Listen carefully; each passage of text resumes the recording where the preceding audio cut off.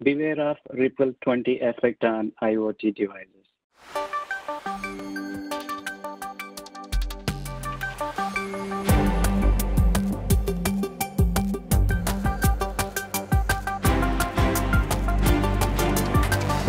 Ganesh, I've been hearing a lot about this new widespread IoT vulnerability. What do you think about it? As you said, John, this is really widespread and seems to be really concerning the way it came up. It's been found by some of the researchers from JSOF, who is based out of Israel, and they are conducting this research since September 19th of last year.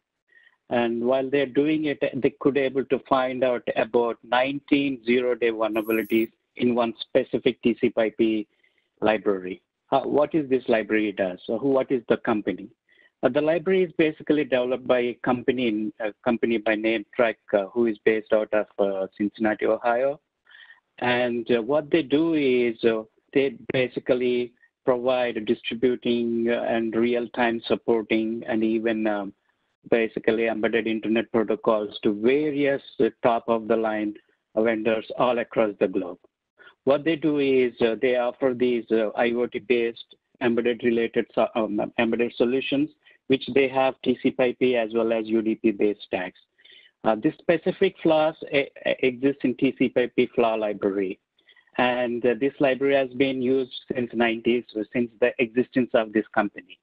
That means we are looking at about 20 plus years worth of vulnerabilities still lurking around. And by the researchers' estimates, it seems I think it's been used by hundreds of millions of devices. If you consider they're being used in power grids, medical devices like heart infusion pumps, home devices like home routers, smart home devices like maybe smart refrigerators, even aviation industry, you name it, everybody has some sort of this library in one form or the other. Why? Because they're giving the product with this library embedded, and these vendors, they kind of embedded with knowingly or unknowingly into their products and maybe in their solutions.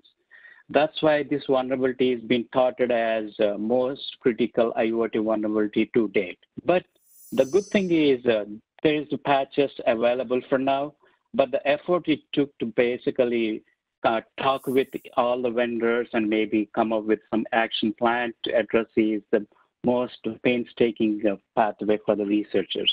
I think that's the reason they took their time to reveal this to the public internet, but they went with the CertCC.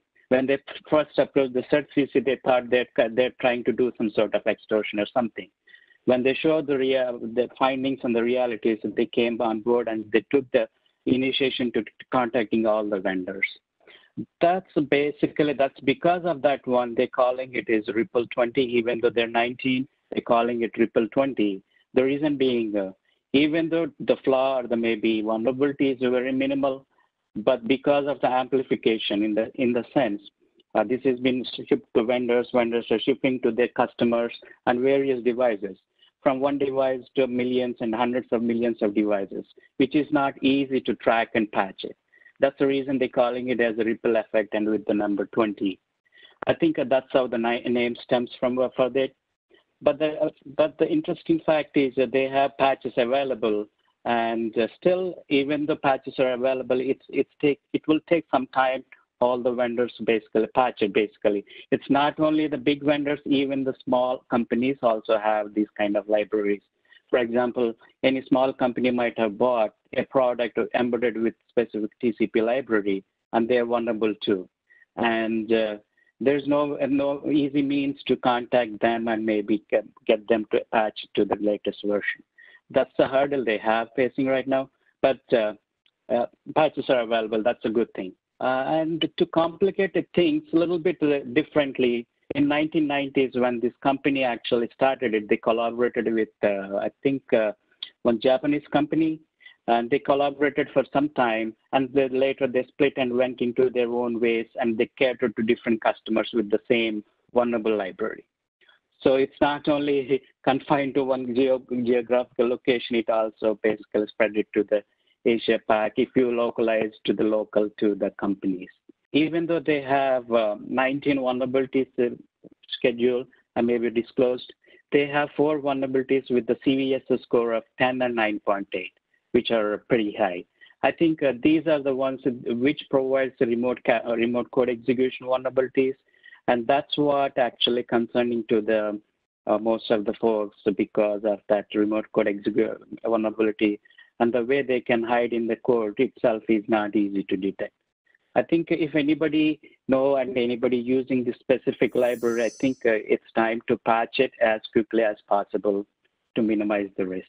So I know patching IoT is always so much fun because it's hard, it's actually do, and people don't want to do it and they don't realize, how you can't just force it on there. So, I mean, have you heard of any vendors actually taking the initiative to do the updates? Well, actually, if we go to in the URL link they provided by the JSOF, actually there are huge list of vendors there. For example, I saw HP and maybe someone related to aviation. Somebody has already patched it. They have in progress. I think in the meaning that basically they're working on the patch and to determine how far extent they have to do it. But there are also a huge list of vendors or devices or maybe apps which are in with no state. Basically, I think they need to be addressed at some point. But there's a good mix of vendors and applications who are doing patching, or some very few vendors which already done the patching itself. And also these researchers are planning to give a black hat presentation coming up in a few months, and they're going to present up with the findings, I think, in a little more detail at that conference. I think so, that black hat is probably virtual too. That's going to be interesting. I think that's virtual too. I got a quick question. With this library, was it free for anyone to just, grab that software, those libraries, to download it? Therefore, it dilutes the amount of traction they can have on identifying the vendors, or was it always packaged with certain products, and that's how they're able to trace it? Because this is really scary, and if it's being shared elsewhere, that just causes an additional exposure. I think, that's the biggest threat we are talking about right now, because even though it's a simple library, I think it needs to be compiled and packaged and needs to be done. Sometimes the products that these Traq companies sold it to the vendors, it came along with them, but the vendors also sold their products to maybe install in some devices. That's how I think the attack surface has increased manyfold. But to your question, to answer, Tony, I think it can be done individually also. If somebody knows the know-how to compile the library and maybe embed it into their products.